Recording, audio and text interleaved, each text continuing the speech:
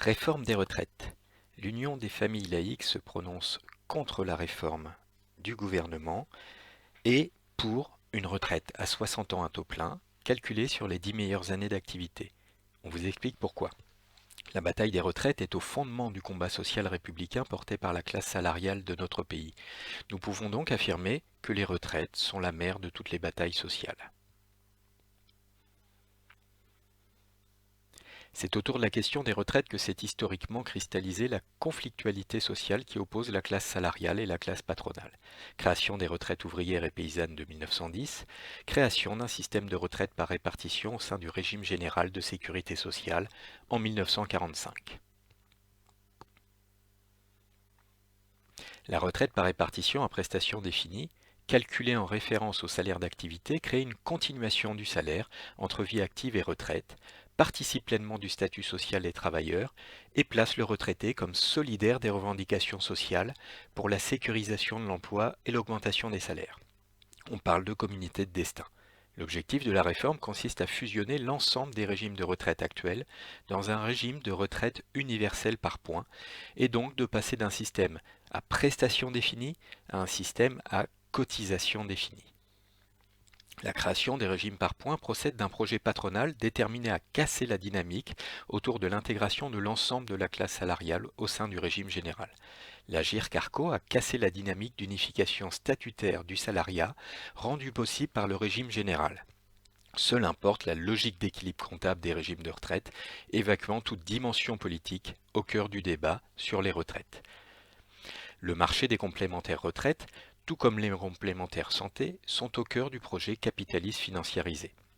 En évacuant toute éventualité d'une hausse des cotisations patronales, le patronat est parvenu à imposer une logique gestionnaire qui place les travailleurs dans une insécurité sociale, car la valeur du point n'est connue qu'au moment de la liquidation de la pension.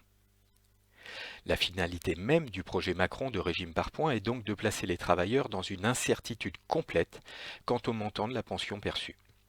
Ils seront placés devant un choix cruel, l'allongement de la durée de cotisation ou l'anticipation d'une baisse des taux de remplacement par la mise en œuvre des stratégies de placement en valeur mobilière, immobilière et dispositifs surcomplémentaires de retraite par capitalisation.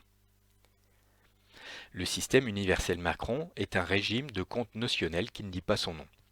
Les régimes notionnels sont des régimes par points, mais la valeur du point ne relève plus d'une négociation politique entre partenaires sociaux, mais est internalisée dans des règles de gestion excluant a priori tout débat démocratique. Dès lors, ce seront des paramètres actuariels fondés sur l'espérance de vie, la croissance économique et le sexe qui détermineront la valeur du point. Le projet Macron sur les retraites s'inscrit dans la lignée des réformes sociales affectant l'ensemble de l'édifice social dont disposent les travailleurs. Réforme du droit du travail, de l'assurance chômage, de la formation professionnelle, de l'assurance maladie. L'objectif est d'atomiser la classe des travailleurs en la plaçant dans un cadre d'acceptation de l'emploi, même le plus précarisé. En garantissant à tous les travailleurs l'acquisition de points retraite, même en cas d'occupation d'un emploi précaire et borné dans le temps, contrairement aux retraites de base du régime général qui exige une durée travaillée pour ouvrir un droit à un trimestre de retraite, 150 heures. Le gouvernement met fin à l'idée du CDI comme voie d'accès au droit social. Pourtant, le régime général est un succès éclatant.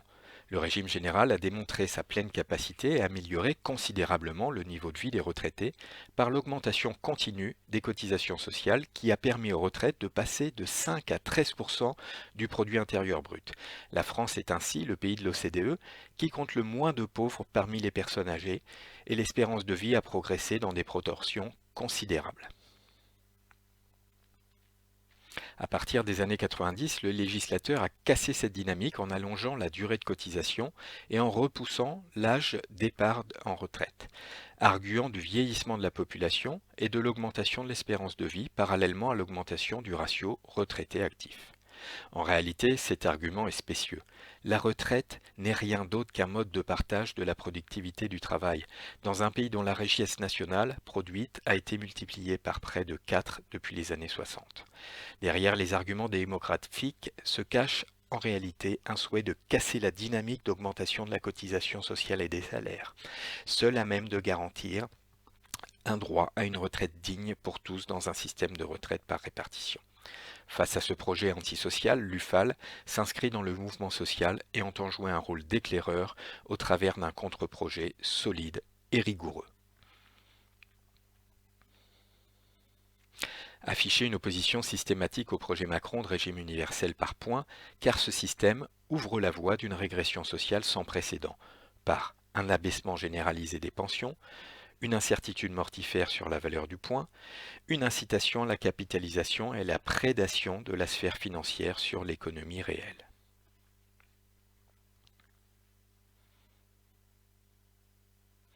Dénoncer une réforme extrêmement périlleuse qui met en péril des millions de retraités. Un projet colossal de fusion de 42 régimes avec des risques majeurs d'accidents industriels. Un projet extrêmement coûteux en développement informatique et reclassement de personnel.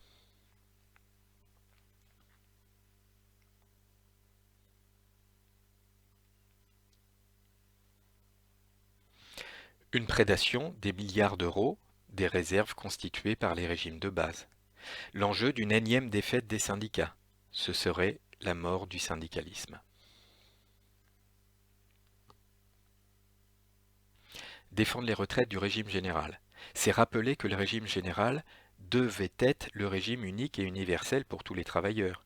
C'est parce que le patronat et les intérêts corporatifs se sont opposés au régime général que le système de retraite est aujourd'hui morcelé. C'est affirmer que les pensions de retraite sont un salaire continué des travailleurs et doivent être calculées en proportion des meilleurs salaires d'activité. La retraite est un salaire à vie, créant une socialisation de la production de richesses qui reconnaît le travail des retraités et le valorise en dehors de la sphère marchande. C'est exiger de renouer avec l'augmentation des cotisations patronales et des salaires, seul moyen de garantir un maintien du niveau de vie des retraités. 30 ans d'austérité salariale, d'exonération massive, de cotisations sociales n'ont produit aucun effet sur la baisse du chômage.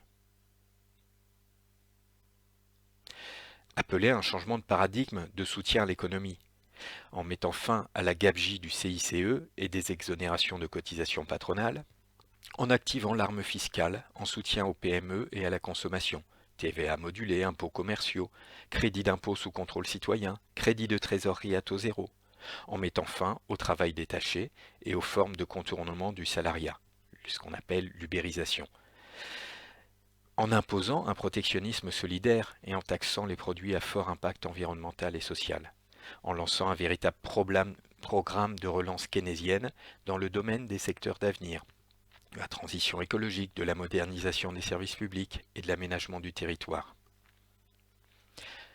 En conclusion, renouer avec des revendications porteuses d'espoir.